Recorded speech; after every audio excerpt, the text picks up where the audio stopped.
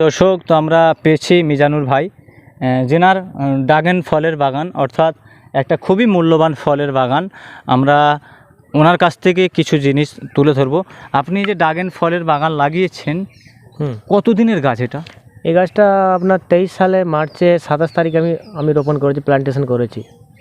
আলু ছিল আমার, আলু আমি তুলে মার্চে 27 তারিখে রোপণ করেছি। আজ ধরুন না ফেব্রুয়ারির 29 তারিখ, ফেব্রুয়ারি মাস সারা আমার এটা 1 বছর প্রায় ধরুন না মানে ভর্তি হতে যাচ্ছে আমার 1 বছরের প্ল্যান্টেশন। তো আপনার মাথায় আসলো কি করে যে এত সুন্দর একটা ফলের বাগান? আমাদের পশ্চিমবাংলায় আমি সর্বপ্রথম বাগান, ড্রাগন ফলের বাগান, আমি একজন সাংবাদিক, এই দেখলাম। তো এই বিষয়ে কি বলবেন? আমাদের পশ্চিমবাংলাতে টোটাল আমাদের ওয়েস্ট বেঙ্গলের স্টেট গভর্নমেন্টের আন্ডারে টোটাল এখনও 290 জন চাষি আছেন। আপনার এই ড্রাগন চাষ 1 করেন? বিঘা 1.5 বিঘা 10 কাঠা করে আছে চাষ। 290 জন, 300 এখনও ক্লিয়ার হয়নি, পূর্ণ হয়নি। অনেক মানুষের চিন্তা ভাবনা হয় যে ফলটা কী করে বিক্রি হবে। 9 কোটি মানুষ আলু চাষ করছে, ধান চাষ করছে, 9 কোটি মানুষ চাষ করছে, আর 290 জন চাষ করছি আমরা। আমাদের পশ্চিমবঙ্গে প্রোডাকশন যে হয় সেটা আমাদের মানে 10% চাহিদা মেটাতে পারি না। টোটাল প্রোডাকশনটা বাইরে থেকে প্রোডাকশন আমাদের পশ্চিমবঙ্গে আসে। তো আপনার আনুমানিক, এই যে আপনার ড্রাগন ফলের বাগান আপনি 1 বিঘা 5 কাঠা লাগিয়েছেন, আনুমানিক কত টাকা খরচা করে ফেলেছেন? আনুমানিক না আমার হিসাব আছে বাই টু বাই, আমার 2 লক্ষ প্রায় 96,000 মতো খরচা হয়। তার মধ্যে কিছু সিমেন্ট গিটি পিলার আমার এমনি রয়ে গেছে, রাসায়নিক সার যা আছে আমার আবার সামনে বছরও কাজে লাগবে, জৈব সার কিছু আমার এক্সট্রা আছে। 2,96,000 টাকা টোটাল খরচা হয়েছে ইনক্লুডিং একবার। তো এই যে ড্রাগন ফল, আপনার আর কতদিন পর ড্রাগন ফল আপনি দেখতে পাবেন?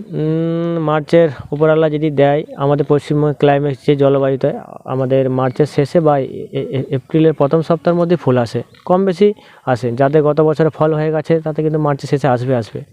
তো মার্চের শেষের দিকে আমি ধরছি এটা ফল আসবে, আপ টু নভেম্বর অবধি ফল থাকবে।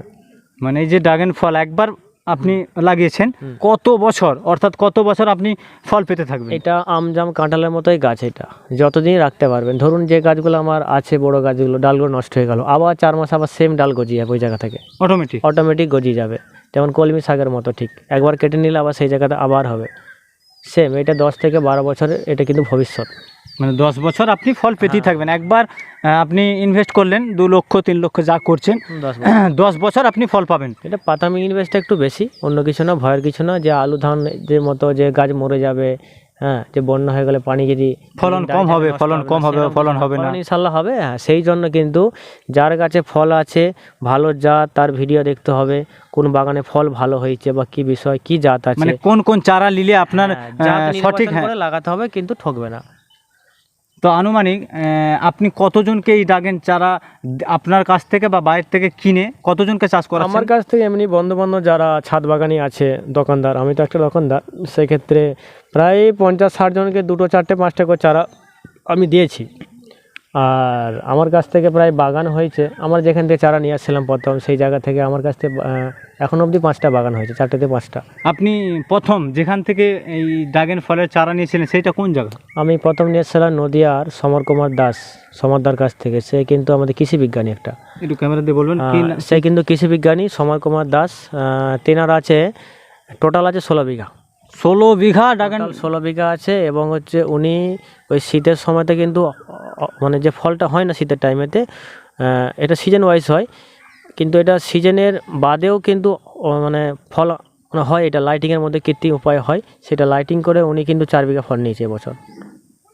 আপনার কি সেরকম উদ্দেশ্য রয়েছে যে উনি যেভাবে যে আপনার গুরুদেব বলতে পারেন, আপনি যিনার কাছ থেকে শিখেছেন, বা আপনি এই যে ড্রাগন ফল লাগানোর যে পদ্ধতি আপনি ওনার কাছ থেকে শিখেছেন, তো আরও কিছু উন্নতি কিছু করতে? আমারও আপনার পরীক্ষামূলক আমি সামনের বছরে কিন্তু শীতের দিকে আমি এই জমিটা পুরোটা কিন্তু লাইটিং করব। স্প্রিংলারতে কিন্তু মানে আপনার জল দিতে হবে, জল বা পানি দিতে হবে উপরেতে। আর আপনার কিন্তু লাইটিং একটা নির্দিষ্ট পরিমাণ একটা জায়গায় হাইট আছে, সেই হাইটে লাইট দিতে হবে। খরচা করব সেই টাইমে, কিন্তু ফল যদি আসে, যে লাইটিংয়ের যে খরচা, বিল হাবি যাবি, ওইসব খরচা বাদেও প্রচুর টাকা কিন্তু ইনকাম আসবে এটা থেকে। তো কি আপনি এই যে ড্রাগন ফলের বাগানে কি দিয়ে চাষ করেন? কি কীটনাশক দেন বা কি রাসায়নিক সার দেন?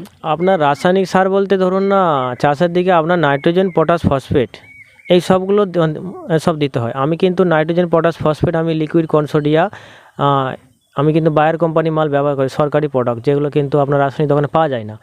ওইটা আপনার 50 টাকা থেকে 100 টাকা দাম লাগে, 500 ওজনে থাকে, 500 গ্রাম 200 লিটার পানির মধ্যে 2 কিলো গুড় দিয়ে প্রসেস করলে আপনার পটাশ, ফসফেট, আপনার আর হচ্ছে নাইট্রোজেন, ওই তিনটে জিনিসই থাকে মাত্র 50 টাকায়। 200 লিটার মানে একটা ড্রামেতে, পিচের ড্রামেতে আমি কিন্তু প্রসেস করি। কিন্তু বছরে দুবার আমি জৈব সার দিই, মানে না আমি ওই আপনার বছরে দুবার কিন্তু রাসায়নিক সার দিতে হয় গাছের গ্লেজটা আনার জন্য। এমনি গ্লেজ কিন্তু ভালো থাকে।